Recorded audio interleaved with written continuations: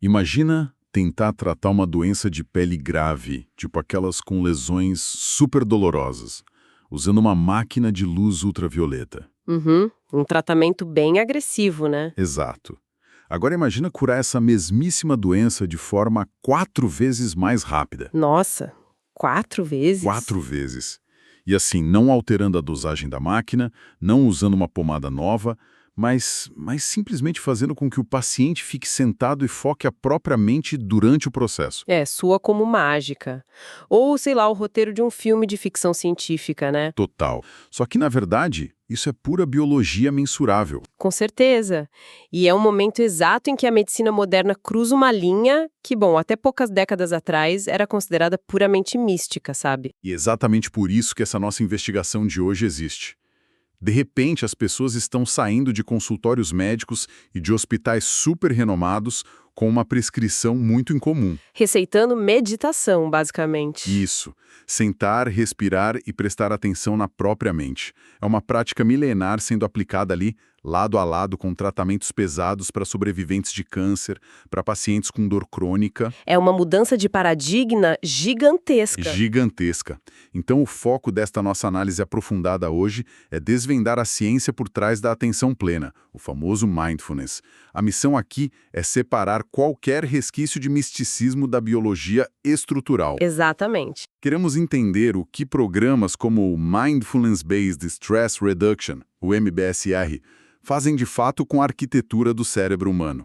Ok, vamos analisar isso porque transformar uma ideia tão abstrata em dados concretos de ressonância magnética é tipo um dos saltos mais impressionantes da ciência recente. Sem dúvida nenhuma. E para quem nos ouve, eu acho crucial a gente traçar uma linha bem clara logo no início, sabe? Por favor. A gente não vai debater sistemas de crenças aqui, nós estamos diante de uma literatura clínica que é extremamente rigorosa. Aham. O que os neurocientistas estão fazendo agora é colocar sobre o microscópio algo que os contemplativos vêm afirmando há milênios. A ideia é de que a forma como direcionamos a nossa atenção altera, literalmente, a nossa experiência física da realidade. E para entender a magnitude disso, a gente precisa olhar para os mecanismos, né? Para como isso funciona dentro do corpo. Acho que a gente precisa de um pouco de contexto histórico. Como que ocorreu essa transição? Bom, o material que a gente tem aponta que a prática tem raízes muito profundas no budismo contemplativo. Uhum. Tem textos antigos, tipo o Satipatthayana Sutta, que já detalhavam toda a importância de ancorar a atenção. Só que a grande virada para o mundo secular, o mundo médico, ocorreu em 1982. Lá no UMass Medical Center. Isso mesmo, quando o Dr. John Kabat-Zinn desenvolveu o programa MBSR e foi originalmente pensado para pacientes com dores crônicas que eram refratárias a outros tratamentos, sabe? Aquela dor que nada resolve. E a genialidade do Kabat-Zinn foi justamente extrair a mecânica da atenção de dentro daquele invólucro cultural e religioso. Sim. A definição clínica que emergiu no MBSR é super pragmática. O mindfulness, ou a atenção plena, é só a nossa capacidade humana básica de estar totalmente presente. De estar ciente de onde a gente está? Exato, ciente do que estamos sentindo, mas e aí tem uma condição fundamental, sem reagir de forma exagerada ou automática ao que acontece ao redor. No contexto médico, meditar não é apagar o momento presente, né? Não, de jeito nenhum. É suspender aquele julgamento contínuo que a gente faz de cada pequena sensação. Sabe, costumava-se usar muito aquela metáfora de que meditar é tipo sentar na beira de uma rodovia movimentada e ficar vendo os pensamentos passarem como se fossem carros. Aham, clássica. Mas lendo o material sobre essa questão de não reagir, de suspender o julgamento, me veio uma analogia que eu acho até melhor. Qual? A de um cientista observando um experimento. Tipo, a mente é o laboratório e um pensamento ruim é só uma reação química acontecendo num tubo de ensaio ali. Nossa, muito bom isso. O cientista não fica com raiva da reação química. Ele não tenta pular na frente dos carros. Ele só anota na prancheta, tipo, olha só, ansiedade borbulhando aqui. Ele observa com curiosidade. Perfeito. Ele ativa uma curiosidade natural em vez de pânico. Exato. Mas isso me levanta um questionamento direto sobre a nossa fonte aqui. Se a prática foi tão secularizada, despida de todos os rituais originais, ela ainda mantém alguma essência daquela tradição budista? ou virá uma coisa totalmente nova? Então, do ponto de vista antropológico, a comunidade budista ainda debate muito isso, sabe? Imagino. Alguns argumentam que retirar a ética e o contexto filosófico empobrece bastante a prática. Contudo, do ponto de vista estritamente clínico, que é o que pauta a nossa análise aqui, a origem simplesmente não dita a eficácia. Faz sentido. Para um médico, num hospital prescrevendo MBSR, a validação não vem de uma herança milenar. Vem da redução de marcadores inflamatórios no sangue do paciente, entende? A ciência validou o mecanismo. E é esse mecanismo isolado que importa no leito de um hospital. Exatamente isso. E a ponte que transformou essa, digamos, prática de bem-estar em um tratamento médico real não surgiu do nada, né? Ela foi construída em cima de descobertas muito sérias sobre a estrutura física do cérebro. Sim, a biologia por trás disso é fascinante. É como o simples ato de prestar atenção altera a nossa biologia. E o nosso escopo de dados destaca muito a parceria entre o Kabat-Zinn e o neurocientista Richard Davidson. O pilar que sustenta toda essa pesquisa é a neuroplasticidade. A neuroplasticidade revolucionou a medicina, né? Porque durante quase todo o século XX ensinava-se que o cérebro adulto era uma estrutura fixa. Aquela ideia de que os neurônios só morriam, né? Exato. Você nascia com um número X de neurônios e, a partir de certa idade, era ladeira abaixo. Você só perdia conexões. Mas hoje a gente sabe que o cérebro é como uma argila viva. Argila viva. Gostei. Ele se altera estruturalmente em resposta à nossa experiência. Tem um princípio biológico super famoso que diz: neurônios que disparam juntos conectam-se juntos. Quando uma pessoa foca intencionalmente a atenção e se recusa a entrar naquelas espirais de distração, ela induz um estado neurológico temporário. Mas, e aqui está o pulo do gato. Com a repetição sistemática, esse estado temporário solidifica-se e vira um traço duradouro. E é isso que nos leva de volta àquele caso da psoríase que eu mencionei bem no comecinho, porque eu acho esse caso muito representativo. É um marco na literatura, de fato. Porque, em uma terapia de grupo tradicional, as pessoas interagem e recebem apoio social, e isso por si só já faz bem, claro. Mas a busca científica ali era pelo tal do ingrediente ativo. Eles queriam isolar o que estava curando, né? Isso. E quando os pesquisadores acompanharam os pacientes recebendo o tratamento de luz ultravioleta, aqueles que praticavam meditação durante as sessões se curaram 4 vezes mais rápido. Isso é insano. E mostra que não era só o conforto social. A mente focada estava literalmente alterando a taxa de renovação celular da pele do paciente. Pois é. Só que os pesquisadores não pararam na pele, né? Eles queriam ver essas mudanças diretamente no tecido cerebral. Aí que entra o trabalho da pesquisadora Sarah Laser, lá no Massachusetts General Hospital. Conta mais sobre esse estudo dela, porque é bem curioso. Então, ela pegou adeptos de longa data, pessoas com milhares e milhares de horas de meditação acumuladas, e colocou essas pessoas em aparelhos de ressonância magnética. E o que ela mapeou foi que a espessura cortical, a massa física do cérebro mesmo, era mais densa nessas pessoas. E não era só um acaso. A densidade era diretamente proporcional ao número de horas que eles tinham praticado ao longo da vida, então. A biologia do cérebro deles envelheceu de um jeito diferente, então. Exatamente. A massa cinzenta estava preservada. Mas olha, eu li essa parte do material com muita atenção e eu preciso confessar um certo ceticismo aqui. Pode falar. Porque a gente entra no clássico dilema de causa e consequência, sabe? O velho dilema do ovo da galinha. Sei bem onde você quer chegar. Se você pega esses monges ou praticantes super avançados e olha para os cérebros deles, claro, eles vão ser fisicamente diferentes. Mas como que a doutora Laser pode afirmar com certeza que foi a meditação que engrossou o córtex? É uma dúvida super válida. E se, hipoteticamente, essas pessoas simplesmente nasceram com um córtex mais espesso e, sei lá, por causa dessa arquitetura natural, tiveram a paciência de sentar e meditar por 40 anos? O que é fascinante aqui é que você não é a primeira pessoa a fazer essa pergunta. A própria comunidade científica levantou exatamente essa objeção na época. Ah, que bom. Menos mal. Os cientistas são bem céticos também. E para resolver esse dilema metodológico, eles precisaram mudar a abordagem. Eles usaram o próprio programa MBSR para isso. Como assim? Em vez de pegar monges, eles recrutaram indivíduos completamente novatos, pessoas comuns, com níveis normais de estresse e cérebros típicos, que nunca mesmo haviam sentado para meditar na vida. Certo. O grupo de controle perfeito. Eles fizeram as ressonâncias magnéticas antes de tudo começar e, em seguida, introduziram um treinamento de mindfulness de apenas 8 semanas. Só 8 semanas? Só. E ao refazer as ressonâncias depois desses 2 meses curtos, olha que incrível, o córtex pré-frontal, que é ligado à atenção, havia ficado mais denso e a amígdala, que é ligada ao medo, tinha diminuído. Caramba! Com isso, eles conseguiram isolar a meditação como a variável causadora da mudança física.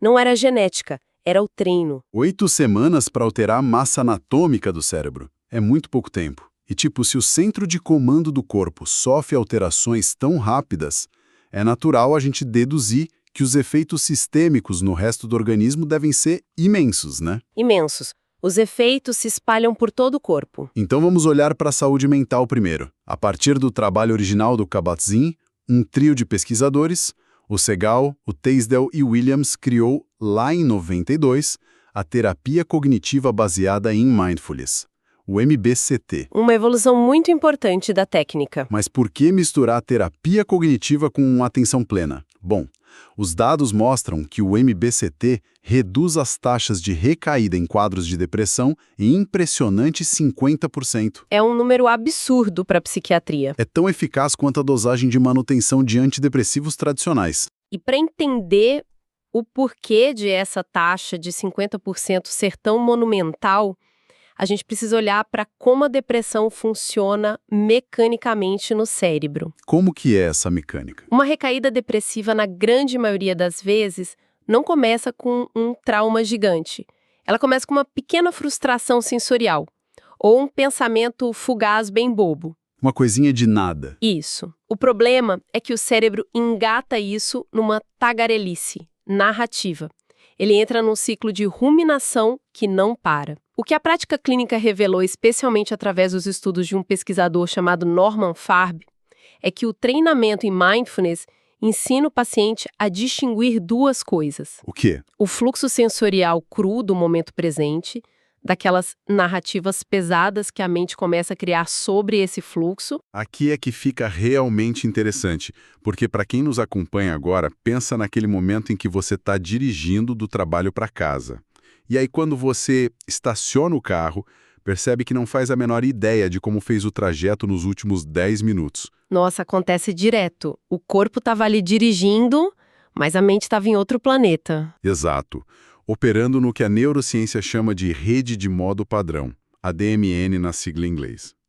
Deixa eu ver se entendi bem a mecânica da coisa com os dados que temos aqui. Manda. A DMN seria meio que o equivalente a deixar dezenas de aplicativos pesados abertos no segundo plano do nosso smartphone, rodando sem a nossa permissão e drenando toda a bateria. A analogia do smartphone é simplesmente impecável. É bem isso. A DMN é a rede neurológica que assume controle toda vez que não estamos focadas em uma tarefa específica. E o que ela fica fazendo no fundo? Ela roda aplicativos pesados, ela projeta angústias para o futuro, repassa arrependimentos do passado de novo e fica avaliando ameaças sociais constantemente. Puxado. Muito. Esse processamento em segundo plano consome uma energia metabólica colossal do cérebro. E em pacientes propensos à depressão, é exatamente essa rede que alimenta a ruminação. E onde entra a atenção plena nisso? O mindfulness age como o gerenciador de tarefas do sistema. Ele permite que o indivíduo perceba que esses aplicativos inúteis estão abertos e consiga fechar eles intencionalmente, ancorando a atenção na sensação tátil ou, na respiração. A energia que sobra muda o estado clínico do paciente completamente. E a consequência de fechar esses aplicativos em segundo plano extrapola a saúde mental, né? O material mostra que afeta diretamente a resposta imunológica do corpo. Sim, vai muito além do cérebro. Um estudo clássico aqui, onde indivíduos que passaram pelo treinamento desenvolveram consideravelmente mais anticorpos logo após receberem uma vacina contra a gripe. Esse do Davidson com cabatezinho, né? Esse mesmo. E há também documentação de melhora no sistema imune até em pacientes soropositivos para o HIV. É fortíssimo. Mas confesso que a parte que me fez, reler o parágrafo umas 2 vezes foi a influência no envelhecimento celular, mais especificamente nos telômeros. Ah, os telômeros. Essa parte é ficção científica pura, mas é real. Aquela velha analogia diz que os telômeros são como aquelas pontinhas de plástico dos cadarços de sapato, né? Que protege os cromossomos para não desfiarem durante a divisão celular. Essa analogia do cadarço é perfeita visualmente para entender. Mas aqui tá a parte assustadora que a biologia nos revela sobre isso. Conta. Toda vez que seu corpo entra em um estado crônico de estresse, ou seja, toda vez que a sua amígdala aciona o alarme de pânico sem necessidade, o ambiente bioquímico do seu corpo inteiro se altera. É como se você estivesse ativamente desgastando e esgarçando essa pontinha de plástico mais rápido. E quando o telômero encurta muito, o que rola? Quando ele fica curto demais, a célula não consegue mais se dividir de forma saudável. Ela simplesmente envelhece e morre. E o mindfulness freia isso? Sim. A pesquisa observou sobreviventes de câncer de mama e notou que o grupo que recebeu treinamento em atenção plena preservou o comprimento e a atividade dos telômeros de forma muito superior ao grupo de controle. Uau! É a mente literal e fisicamente freando o relógio biológico lá no nível do DNA só por interromper o banho diário de cortisol do estresse. E essa interrupção do cortisol não é algo abstrato que você só mentaliza e pronto. Tem um gatilho muito mecânico que a gente pode controlar, que é a respiração. A ferramenta mais básica de todas. Né? A queda da pressão arterial não ocorre por mágica ali. Os dados daquele estudo do Feinstein Institute mostram bem o mecanismo disso. O ritmo da nossa respiração realmente dita o nosso estado emocional. Diretamente. Os cientistas lá do Feinstein Institute mapearam a atividade elétrica intracraniana e descobriram uma conexão super profunda entre a mecânica dos pulmões e a rede emocional do cérebro. Como que funciona essa via? O que acontece é que a respiração rápida e superficial envia sinais lá através do nervo vago, dizendo à amígdala que é um perigo iminente. Tipo, tem um leão aqui, fuja. O famoso modo de luta ou fuga. Exato. E a amígdala responde como? Inundando o corpo inteiro com adrenalina e noradrenalina. Mas ao usar as técnicas de mindfulness para focar e desacelerar a respiração intencionalmente, o paciente inverte essa via de sinalização. Ele manda uma mensagem contrária. Isso. O pulmão envia um sinal puramente mecânico ao tronco cerebral avisando, tipo, calma, o ambiente está seguro. E aí a amígdala é pacificada quimicamente de baixo para cima. O que nos fornece a base exata para o que eu, sinceramente, considero a parte mais radical de todas essas pesquisas que estamos analisando. A dor crônica, imagino. A revolução no tratamento da dor crônica. Focar no presente, desligar a DMN, desacelerar a amígdala. Quando pegamos todas essas capacidades e as confrontamos com a dor crônica, que é, vamos combinar, um dos maiores mistérios de sofrimento da humanidade, os números que saem dos estudos são quase inacreditáveis. São números que chocam até médicos experientes. O pesquisador Fadel Zeidan, lá da Universidade da Califórnia, ele trabalha com um conceito muito específico chamado desagrado da dor. Exatamente.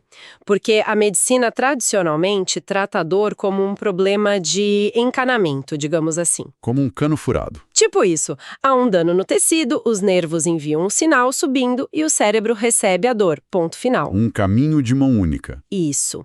Mas o Fadel Zeidan e outros neurocientistas demonstraram que a experiência humana da dor não é uma via de mão única. A percepção da dor é altamente influenciada pelo contexto cognitivo e emocional do paciente naquele momento. Então, o mindfulness não ensina o paciente a curar uma hérnia de disco com a força do pensamento. Não, longe disso. Ele ataca a avaliação que o cérebro faz daquele sinal de dor, reduzindo drasticamente o que eles chamam de aspecto desagradável da dor. E os testes iniciais com praticantes de Zen budismo, olha só, os monges foram expostos a um calor intenso. Era quase uma queimadura na perna. Teste pesado. Sim. E a atividade nas áreas cerebrais relacionadas ao sofrimento foi absurdamente baixa. Mas, tudo bem, Eles são monges com décadas de prática. A grande notícia está no estudo com pessoas comuns. Onde eles provam que qualquer um pode fazer. Isso. Pegaram indivíduos normais, colocaram na ressonância e aplicaram um estímulo doloroso. Depois, deram a essas pessoas apenas 4 sessões de 20 minutos de treinamento de mindfulness. Um total de 80 minutos de treino? 80 minutos. E quando repetiram o teste de dor, a intensidade reportada caiu em até 70%. E o desagrado emocional da dor caiu quase 90%. É um salto gigantesco. Eu preciso intervir aqui, porque, pera um minuto, 80 minutos de treinamento mudam a arquitetura neurológica a ponto de derrubar uma sensação de dor em 70%. Parece impossível. Parece estatisticamente improvável. Como que isso é neurologicamente possível sem, sei lá, injetar um opioide forte na pessoa? Isso é um choque para qualquer um que venha da farmacologia tradicional, e a explicação neurológica para como isso acontece em tão pouco tempo é fascinante. Me explica essa mágica, por favor. O cérebro processa a dor em 2 frentes principais. Tem o córtex somatosensorial, que é a parte que diz, isso aqui tá muito quente e tá no meu braço esquerdo. A parte tátil. Isso. E tem o córtex cingulado anterior, que é a parte que diz, isso é terrível, eu vou morrer, não aguento mais. O desespero. Exato. Em uma pessoa comum, essas 2 áreas disparam simultaneamente e uma retroalimenta a outra. O que os 80 minutos de treinamento intensivo começam a fazer é criar um desacoplamento dessas regiões. Elas param de conversar. Basicamente, o cérebro do paciente ainda registra o sinal somatosensorial da queimadura ali, mas ele inibe ativamente as áreas pré-frontais que criam pânico e aquela narrativa de desespero ao redor da dor. É uma modulação endógena muito profunda. Nossa, então a dor passa a ser só uma informação sensorial neutra, não vira uma crise existencial, né? Exato. Isso também foi observado naquele estudo com agulhas, certo? Onde viram uma queda tremenda na ansiedade antecipatória, que é aquele medo paralisante de que vai doer antes mesmo da agulha encostar na pele. Sim. O medo da dor dói antes da dor chegar. E também em adultos mais velhos com dor lombar crônica. O material cita que o programa MBSR devolveu funções físicas para eles de forma muito superior àquela educação tradicional em saúde. Verdade. Então, o que tudo isso significa, juntando os pontos? Pensando no córtex cingulado anterior e no somatosensorial que você explicou, a gente pode deduzir que a dor é realmente uma equação de 2 partes. É sensação física mais reação emocional. Uma soma das 2 coisas. Podemos imaginar, sei lá, a lesão física como se fosse um sensor de fumaça detectando um incêndio.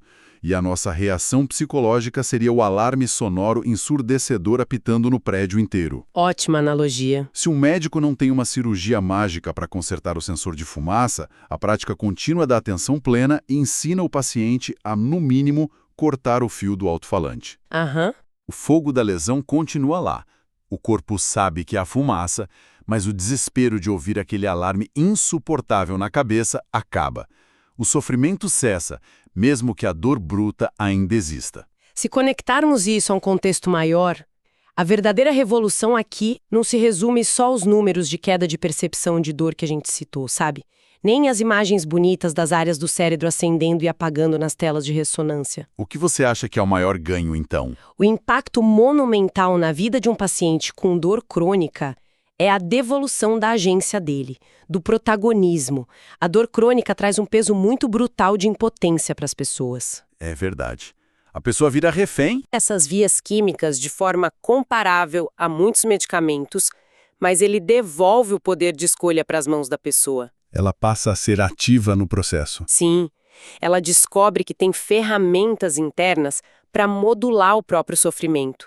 E de forma muito diferente de um opioide, cujo efeito sempre exige doses cada vez maiores e traz um risco gigantesco de dependência, né, a atenção plena é como um músculo, que não tem ponto de platô. Quanto mais treina, melhor fica. Exato. Quanto mais você pratica, mais resiliente a rede neurológica se torna. É uma reconquista muito profunda da própria autonomia. E assim, avaliando tudo que discutimos hoje ao longo dos nossos tópicos, fica muito evidente que essa prática não é só uma, sei lá, tendência de bem-estar superficial que você usa para aliviar um dia ruim no trabalho. De jeito nenhum. A nossa análise consolidou aqui que focar a atenção no presente, de forma não julgadora, é uma intervenção biológica de altíssimo impacto. Comprovação atrás de comprovação. Nós navegamos pela neuroplasticidade, acelerando a regeneração celular em casos de psoríase, vimos a queda de 50% nas recaídas depressivas ali por friar a ruminação daquela DMN, a preservação estrutural dos telômeros para desacelerar o envelhecimento e esse impressionante desacoplamento das vias de dor no cérebro. O que o microscópio faz hoje é só provar que a experiência humana e a arquitetura celular são uma coisa só, no fim das contas. E a precisão com que a neurociência moderna consegue mapear essas mudanças é, para mim, o grande trunfo clínico de tudo isso. Sem dúvida. O programa MBCR e os protocolos que derivaram dele funcionam como a ponte definitiva, sabe? Entre aquela sabedoria contemplativa ancestral e a medicina dura baseada em evidências sólidas. A gente não precisa mais adivinhar se funciona ou se é só placebo. Tá lá no exame. Tá provado, nós sabemos que a maneira como decidimos direcionar o holofote da nossa atenção molda ativamente a rede de conexões do cérebro e, por consequência, muda o comportamento do nosso sistema imunológico inteiro. O que, inevitavelmente, nos deixa com uma reflexão final intrigante baseada em todos esses mecanismos que a gente acabou de entender. Para fechar com chave de ouro, Vimos que intervenções intencionais de foco e de presença, seja em breves 20 minutos diários ou naqueles programas intensivos de 8 semanas, têm um poder absurdamente gigantesco. sim, O poder de alterar a massa estrutural de diferentes regiões do cérebro, fortalecer os cromossomos e blindar o sistema nervoso contra dores que antes paralisavam a pessoa. e é aí que tá, o que nos obriga a virar o espelho para nossa realidade atual. O que você quer dizer? Pensa bem, se breves momentos de foco e suspensão de julgamento reconstroem ativamente a nossa biologia para muito melhor, Aham. o que um estilo de vida moderno baseado quase que exclusivamente na distração crônica, naquele estresse de reações instantâneas a cada notificação do celular e na fragmentação constante da nossa atenção, o que isso está fazendo com a nossa arquitetura celular neste exato momento. Nossa, é um impacto que a gente nem imagina ainda, né? É uma provocação essencial para quem quer não apenas sobreviver aos dias de hoje, mas viver com agência, com controle. Com certeza. A fronteira da medicina já prescreve algo que a humanidade sempre teve à disposição ali, mas que nós quase esquecemos como usar, que é a simples capacidade de habitar, com total consciência e curiosidade, o exato lugar onde nós já estamos. Lindo. Muito obrigado pela excelente companhia em mais essa investigação profunda dos dados para quem nos acompanha. Mantenham a curiosidade acesa e a gente se vê na próxima. Obrigada. E até lá.